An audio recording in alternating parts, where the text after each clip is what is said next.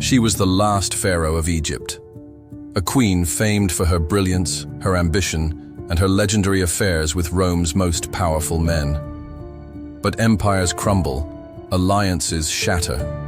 Imagine being the most powerful woman in the world, only to see everything you've built threatened by the relentless march of Rome.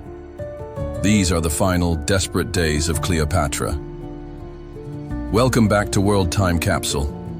Today, we're stepping back to a pivotal moment in ancient history, the dramatic end of an era embodied in the downfall of one of history's most iconic figures, Cleopatra VII Cleopatra. Forget the Hollywood myths for a moment. She was a shrewd politician, a capable ruler who spoke multiple languages, and the last active pharaoh of a dynasty that stretched back centuries. But her reign coincided with Rome's relentless expansion, leading to a final, tragic confrontation. How did it all unravel? To understand Cleopatra's end, we need to understand her world. Egypt was ancient, fabulously wealthy, the breadbasket of the Mediterranean, but increasingly overshadowed by the rising power of Rome, which itself was locked in brutal civil wars. Cleopatra wasn't just some exotic lover. She was a monarch trying to navigate these treacherous waters to preserve her kingdom's independence. After Caesar's assassination, she forged a powerful alliance, both political and personal, with Mark Antony, one of Rome's leading generals vying for control. Together, they represented a powerful Eastern bloc, challenging Antony's rival, the cold, calculating Octavian, Caesar's adopted son, in the West. It was a clash of ambitions, cultures, and ultimately, a fight for total dominion over the Roman world.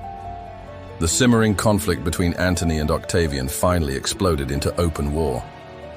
The decisive confrontation came in 31 BC at the Battle of Actium, a massive naval engagement off the coast of Greece. Hundreds of warships clashed. Accounts differ on the exact sequence, but the outcome was catastrophic for Antony and Cleopatra.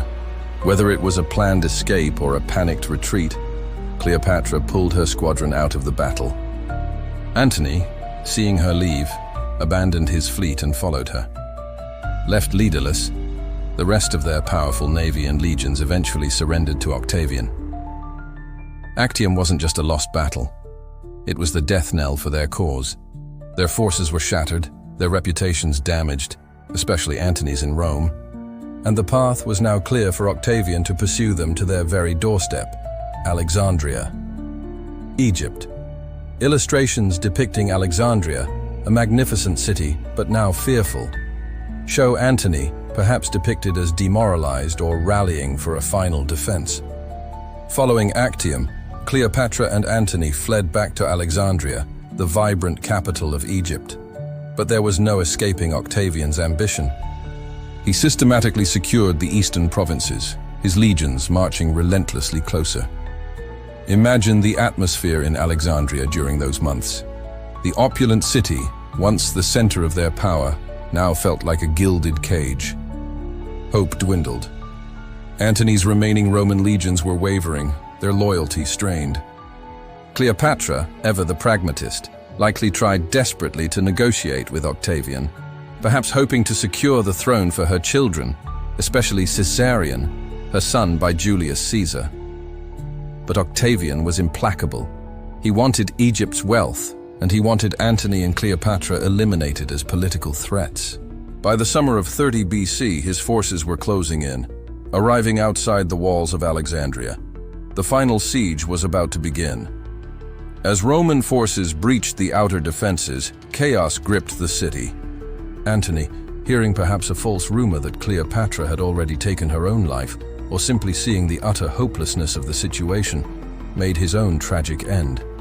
Briefly mention his attempt, perhaps leaving the details for a follow-up. But Cleopatra's story wasn't over quite yet. Knowing capture by the calculating Octavian likely meant humiliation in a Roman triumph, being paraded through the streets as a spoil of war, Cleopatra sought refuge in her nearly completed mausoleum, a grand tomb she had prepared.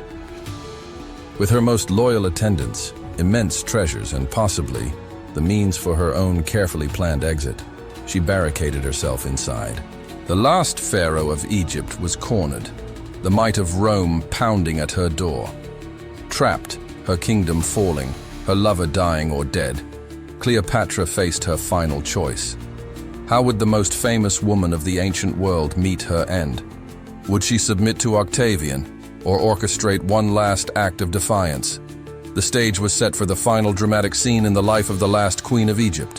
What do you find most fascinating about Cleopatra's final stand? Was she a victim of Roman ambition, or a powerful player who lost the ultimate gamble? Let me know your thoughts in the comments below. If you were captivated by this glimpse into the downfall of a queen, please hit that like button. It helps us bring more history to light. And be sure to subscribe to World Time Capsule and ring the notification bell so you don't miss the conclusion to this story and our other journeys into the past. Thanks for watching.